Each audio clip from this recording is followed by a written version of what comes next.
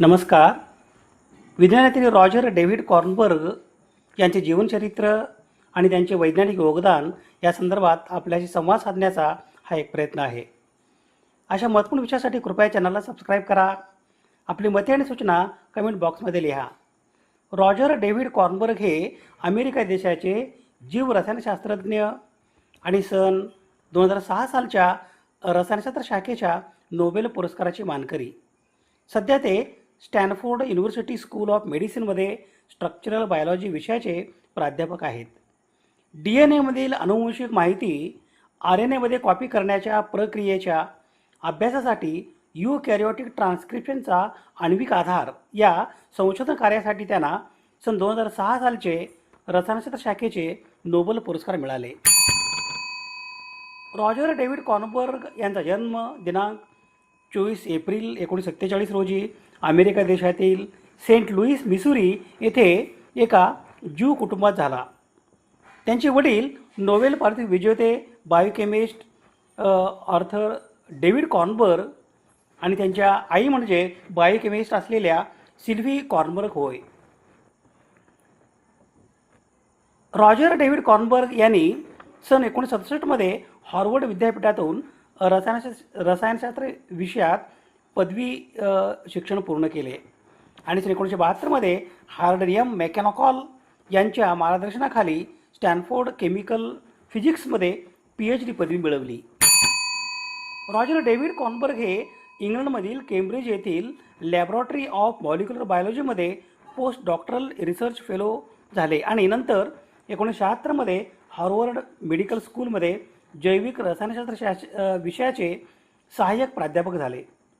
सन 1978 Stanford medical स्कूलमध्ये structural biology विषयाचे प्राध्यापक म्हणून त्यांच्या सध्याच्या पदावर ते रुजू झाले.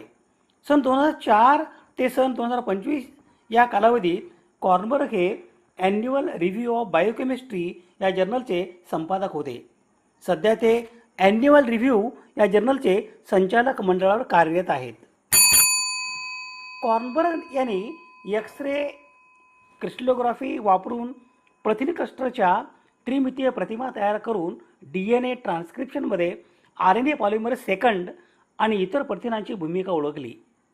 कॉर्नबर्ग आणि त्यांच्या संशोधन गटाने यूकॅरियोटिक ट्रान्स्क्रिप्शनचा याच्या यंत्रणा आणि नियमनासंबंधी अनेक मूलभूत शोध लावले आहेत. सन 1960च्या दशकाच्या उत्तरार्धात स्टॅनफोर्डमध्ये हार्डन मॅकॅनॉकॉल यांच्यासोबत पदव्युत्तर विद्यार्थी असताना त्यांनी बायलेअर मेम्ब्रेनमध्ये फॉस्फोलिपिडचे फ्लिप फ्लॉप आणि लॅटरल डिफ्युजन शोधले. दरम्यान सन 1970च्या दशकात MRCमध्ये ॲरॉन क्लग आणि फ्रान्सिस क्रिक यांच्यासोबत पोस्ट डॉक्टरल फेलो म्हणून काम करत असताना कॉर्नबर्ग यांनी यूकॅरियोटिक पेशी केंद्रकाच्या गुणसूत्रीय DNAला पॅक करणारा मूलभूत प्रथिन संकुल म्हणून न्यूक्लियोसोमचा शोध लावला. जेव्हा गुणसूत्रीय DNA अशा प्रकारे प्रथिनांना बांधला जातो तेव्हा त्या अनेकदा क्रोमॅटिन मटेरियल असेही म्हटले जाते. न्यूक्लियोसोममध्ये कॉर्नबर्ग यांना आढळले की अंदाजे 200 BP DNA हिस्टोन प्रथिनांच्या ऑक्टोमरभोवती गुंडाळलेले असतात.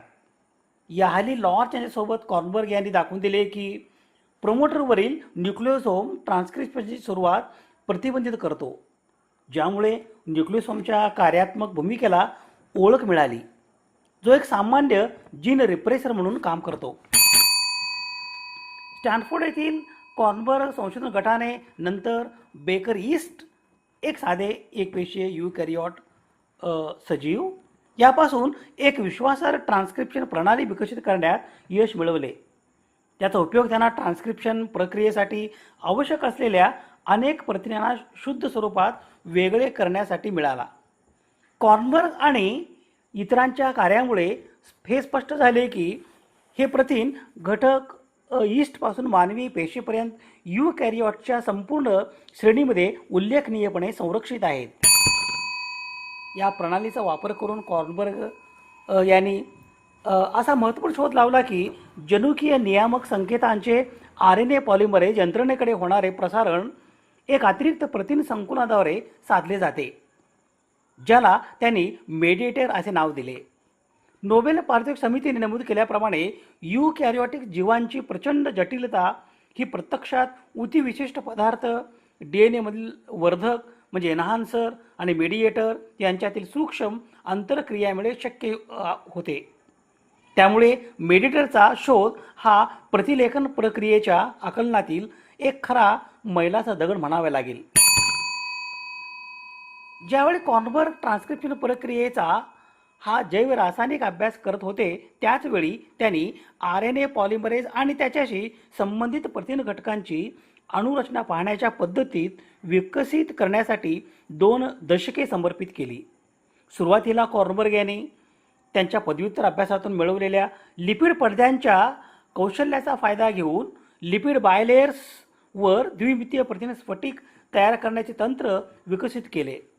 या 2D स्फटिकांचे नंतर इलेक्ट्रॉन मायक्रोस्कोपी वापरून विश्लेषण केले जाऊ शकत होते, ज्यामुळे प्रथिनांच्या संरचनेच्या कमी रेझोल्युशन प्रतिमा मिळवता येत होत्या.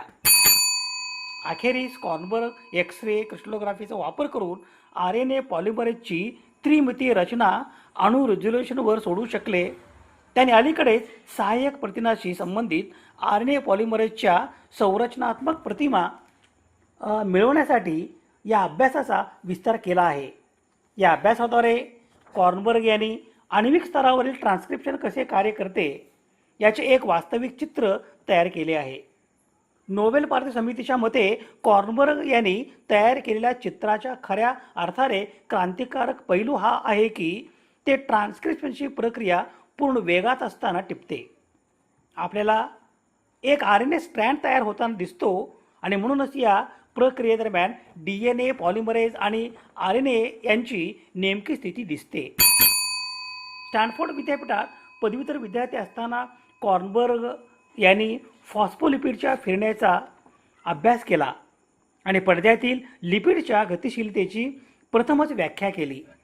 कॉर्नबर्ग लिपिडच्या एका पत्रातून दुसऱ्या पत्रकात होणाऱ्या हालचालीला फ्लिप फ्लॉप म्हटले, कारण त्याने काही वर्षापूर्वीच फ्लिप फ्लॉप नावाचे इलेक्ट्रॉनिक सर्किट घटकांचा अभ्यास केला होता.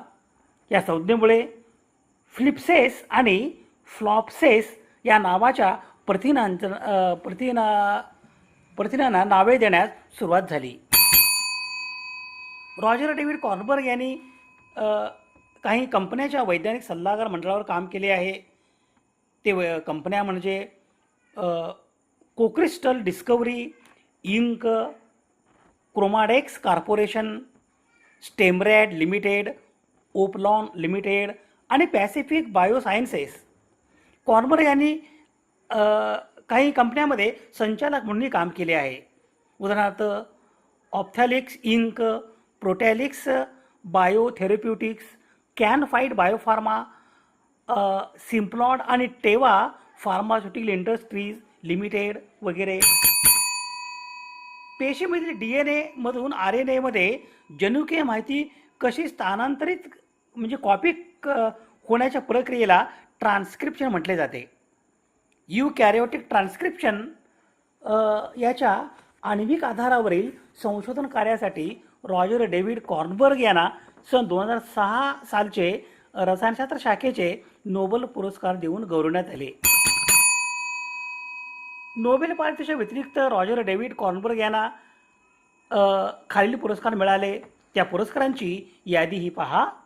जैविक रसायनशास्त्रातील एली लिली पुरस्कार, पासानो पुरस्कार, सिबा ड्र्यू पुरस्कार, टेक्नियॉन इस्रायल इन्स्टिट्यूट ऑफ टेक्नॉलॉजीतर्फे हॉर्वे पुरस्कार, गॉर्डनर फाउंडेशन आंतरराष्ट्रीय पुरस्कार, हुपे सेलर पुरस्कार, Society for Biochemistry and Molecular Biology Germany, रसायनशास्त्रातील वेल्च पुरस्कार, ASBMB मार्क पुरस्कार, कर्करोग संशोधनातील पासारो पुरस्कार, ग्रँड फ्रिक चार्ल्स लिओपोल्ड मायर पुरस्कार, Keck School of Medicine University of Southern कॅलिफोर्नियाकडून मासारी पारितोषिक, जनरल मोटर्स कॅन्सर रिसर्च फाउंडेशनचे आल्फ्रेड बी स्लोन ज्युनियर पुरस्कार, पीटर्सबर्ग विद्यापीठाकडून डिक्सन पुरस्कार, रसायनशास्त्र शाखेतील नोबेल पुरस्कार, कोलंब विद्यापीठाकडून लुईसा ग्रॉस हॉर्टविज पुरस्कार, अमेरिकन फिलॉसॉफिकल सोसायटीचे सदस्यत्व, रुपिन अकॅडमिक सेंटर चे पुरस्कार इत्यादी. रॉजर डेव्हिड कॉर्नबर्ग हे अमेरिका देशाचे जीवरसायनशास्त्रज्ञ आणि सन 2006 सालच्या रसायनशास्त्र शाखेच्या नोबेल पुरस्काराचे मानकरी. जनुकीय संशोधन कार्य यासाठी त्यांची ओळख आहे. त्यांचा जन्म दिनांक 24 एप्रिल 1947 रोजी अमेरिका देशातील सेंट लुईस येथे झाला. युकॅरियोटिक ट्रान्स्क्रिप्शनचा आण्विक आधार स्पष्ट केल्याप्रित्यर्थ रॉजर डेव्हिड कॉर्नबर्ग यांना सन 2006 सालचे रसायनशास्त्र शाखेचे नोबेल पुरस्कार देऊन गौरविण्यात आले. त्यांच्या संशोधन कार्यामुळे DNA मधील माहिती RNA मध्ये कशी कॉपी केली जाते हे समजण्यास मदत झाली. त्यांनी कर्करोग आणि हृदयरोग सारख्या आजारांना कारणीभूत ठरणाऱ्या अनुवंशिक प्रक्रियावर सुद्धा अभ्यास केला आहे. त्यांनी सस्तन प्राण्यामध्ये ट्रान्स्क्रिप्शन म्हणजे DNAचे रूपांतर RNA मध्ये होणे आण्विक स्तरावर कसे कार्य करते हे स्पष्ट केले. ते सध्या स्टॅनफोर्ड युनिव्हर्सिटी स्कूल ऑफ मेडिसिनमध्ये स्ट्रक्चरल बायोलॉजीचे प्राध्यापक पदावर कार्यरत आहेत. David Arthur Kornberg, Roger David Kornberg यांचे वडील हे देखील नोबेल पुरस्कार शास्त्रज्ञ होते. ज्ञानाचे दीप प्रज्वलित करणारे विज्ञानयात्री रॉजर डेव्हिड कॉर्नबर्ग यांना वाढदिवसाच्या हार्दिक शुभेच्छा. त्यांचे कार्य जगाला सदैव नवीन दिशा देत राहो हीच ईश्वरचरणी नम्र प्रार्थना. शोध संदर्भासाठी ही यादी आहे. समाजहिताच्या एखाद्या वैज्ञानिक विषयासंदर्भात प्रबोधन करणे, जागतिक समस्यांचे निराकरण करण्यासाठी सामाजिक इच्छा आणि संसाधने एकत्रित करणे आणि मानवतेच्या यशाचा उत्सव बळकट करणे यासाठी सुवर्ण संधी म्हणजे सामाजिक आणि वैज्ञानिक सण आणि उत्सव. अशा महत्त्वपूर्ण विषयासाठी कृपया चॅनलला सबस्क्राईब करा. आपली मते आणि सूचना कमेंट बॉक्समध्ये लिहा. विज्ञाननिष्ठा ही जीवननिष्ठा. धन्यवाद.